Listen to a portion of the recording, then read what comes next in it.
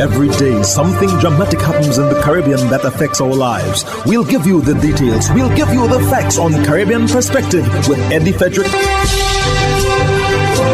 Here's Eddie Frederick.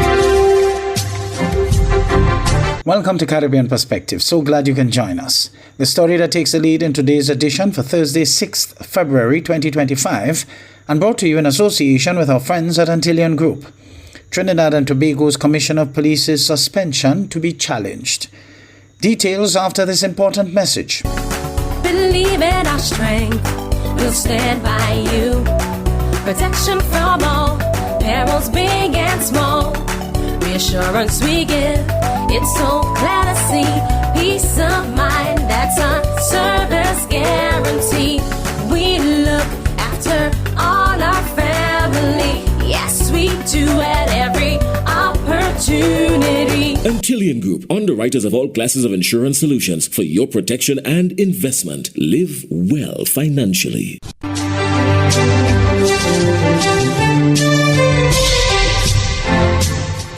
Welcome back. The attorneys for embattled Police Commissioner Erla Harewood Christopher are challenging the suspension and have given the Police Service Commission of Trinidad and Tobago until Tuesday to reverse that decision. Senior Counsel Pamela Elder contends that the Police Service Commission acted unlawfully and beyond its constitutional powers when it suspended her client, adding to her humiliation and suffering.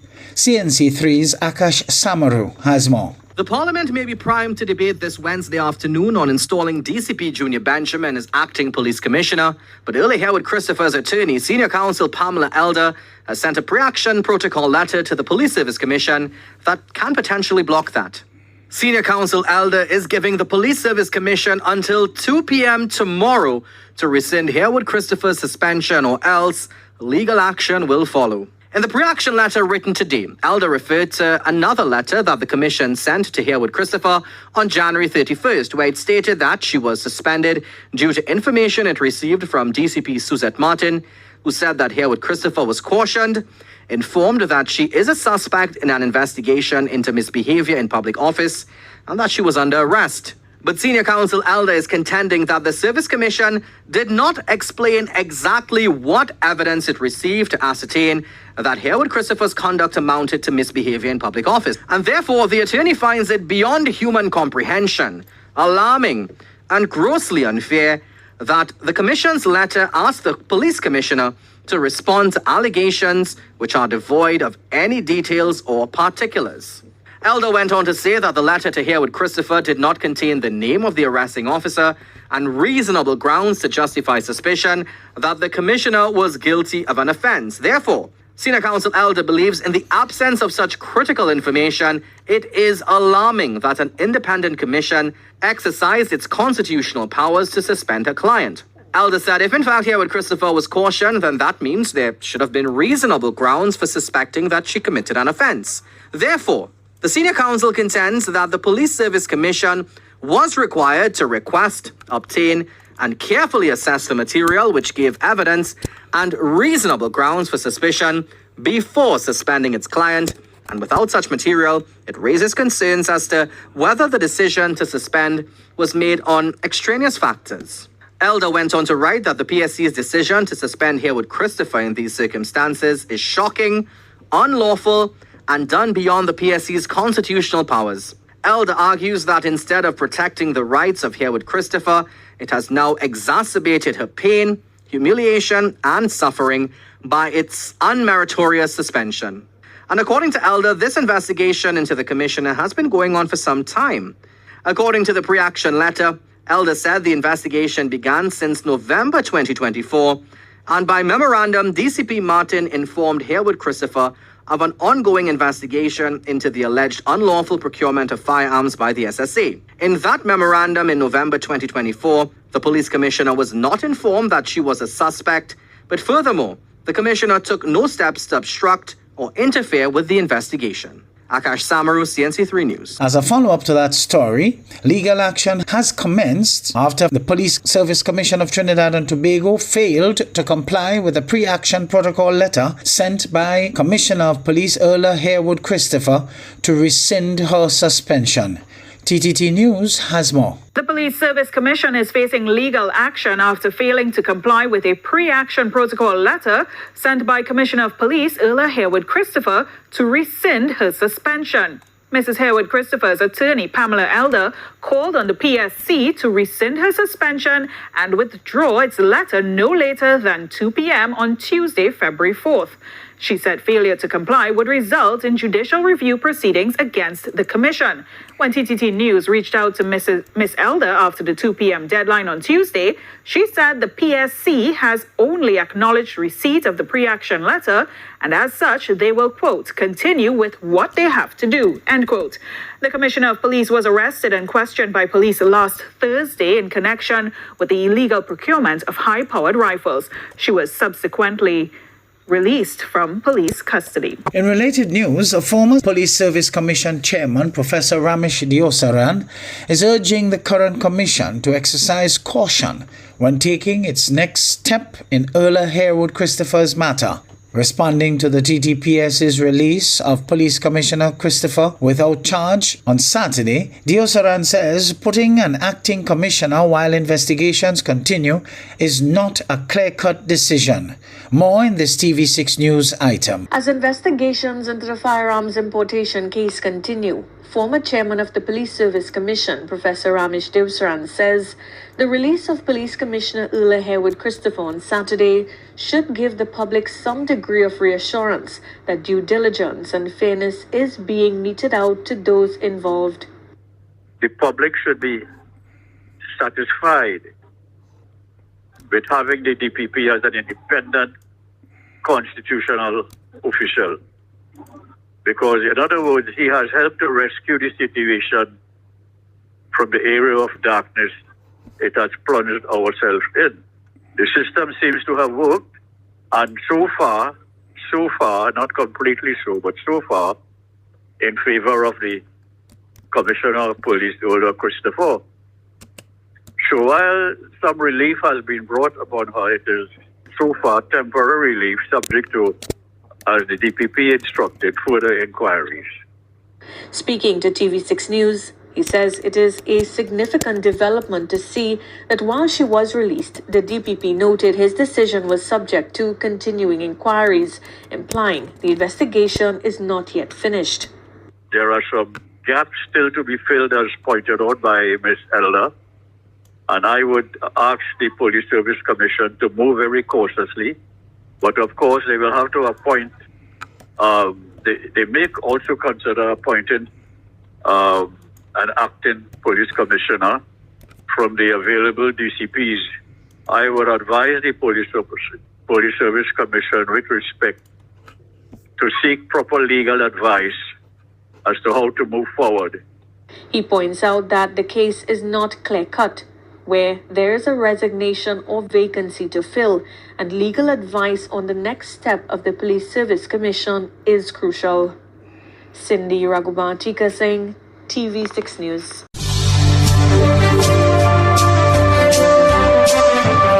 You're listening to Caribbean Perspective with Eddie Frederick, in association with our friends at Antillian Group, underwriters of all classes of insurance solutions for your protection and investment. Live well financially. Bahamas' Prime Minister Philip Davis addressed the Caribbean IDB Governors Meeting on Monday, appealing for more consideration towards climate change financing. Well, Prime Minister the Honorable Philip Davis issuing a challenge to Caribbean governors of the Inter-American Development Bank, urging lending institutions like the IDB to rethink their policies about access to climate financing and developmental funding. Bringing remarks as the 13th annual consultation with IDB Caribbean governors got underway, Mr. Davis warns that with the enormity of the threat from climate change, more has to be done both regionally and globally. In no uncertain terms, he's demanding greater funding. My message remains the same. As a start, we must have a serious discussion about the expansion or removal of the 30% cap on policy-based loans currently set by IDB. In this era of climate change, given the unprecedented scale of our needs, It is time to rethink the percentages of funds dedicated to policy-based loans that go on to fund our developmental needs and agendas. The Prime Minister, who's made a name on the global stage for his championing of the existential threat posed to small island developing states like the Bahamas, emphasized the need for urgency in taking action. The clock is ticking, and our needs are urgent. It's time to take swift action to drive progress toward a more sustainable, climate resilient, and prosperous future for the Caribbean. I'm certain that my regional colleagues are in agreement with me on this point, as we share many of the same priorities and are committed to overcoming them together. Barbados' Prime Minister Mia Amor Motley suggests action is needed to save today's generation. She says the region is facing crises which cannot be ignored, citing rising violent crime as an example. According to her, the senseless bloodshed is being fueled by the presence of high-powered weapons, which have no place in the Caribbean. She notes these weapons are being smuggled in, and young men are choosing destruction over creation. And for what? A moment of power? A false sense of security? Let me quote, until the philosophy which holds one race superior and another inferior is finally and permanently discredited and abandoned, everywhere is war. We remember the words. My brothers and sisters, if we do not act, we risk losing an entire generation, not to war in the traditional sense, but to a war of the mind, a war of the soul, a war of hopelessness. And we must ask ourselves truly, how did we get here? How did we, the children of revolutionaries, the children of freedom fighters, the children of the salt of earth who built this region through blood, sweat, and tears, how did we get here? How have we allowed this cycle to continue? Yet, when we look at today's music, what do we see? Too often, we see lyrics that celebrate violence, that degrade women, that glorify a lifestyle that leads only to prison or to a grave. And I say this not to condemn, but I say it to challenge us. If our goal is to shock people for 5 seconds of fame, then so be it. But if your goal is to be a true artist, if your goal is to leave behind something that will outlive you, then I say this, let us learn from Bob. Because true artistry does not just entertain, it enlightens. True artistry does not just reflect the world as it is, it imagines the world as it could be. Bob Marley proved that you can be proudly Caribbean and still change the world. Meanwhile, Prime Minister Mia Amor Motley says being awarded the 2025 Zayed Award for Human Fraternity is a call to action, highlighting the plights of the future if action isn't taken in the climate fight. She is in the United Arab Emirates, where she was presented with the award. Named in honor of the late Sheikh Zayed bin Sultan Al Nahyan, founder of the United Arab Emirates, the award stands as a testament to his revered humanitarian legacy and unwavering commitment to serving people of every background.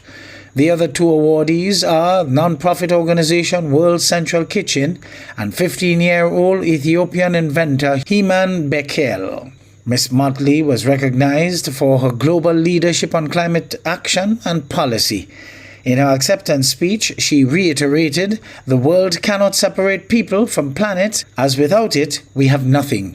Let us not be arrogant and believe that species live on forever and will never become extinct, because we know that living species have become extinct.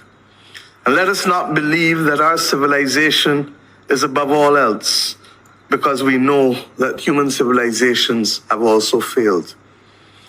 The routine that we have with the moral imperative that we give through religion and through our shared values must be enough to take us to the next level. UNICEF youth advocate and environmentalist Maria Marshall praised the efforts of Ms. Motley, saying she's been her inspiration. As a UNICEF youth advocate for the environment, my work educating others on climate action is recognized by her. The work that she has done has paved the way for me and others like me to fight the global climate crisis, and her individual support is invaluable. The Honorable Mia Amor-Motley and I can both agree on this point, that we only have one environment and we must protect it.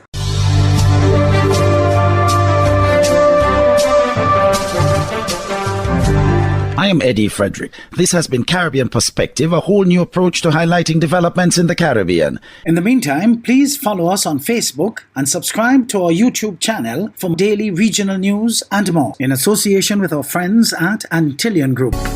Believe in our strength, we'll stand by you. Protection from all perils, big and small. Reassurance we give, it's so clear to see. Peace of mind, that's our service guarantee. We look after all our family. Yes, we do at every opportunity. Antillian Group, underwriters of all classes of insurance solutions for your protection and investment. Live well financially.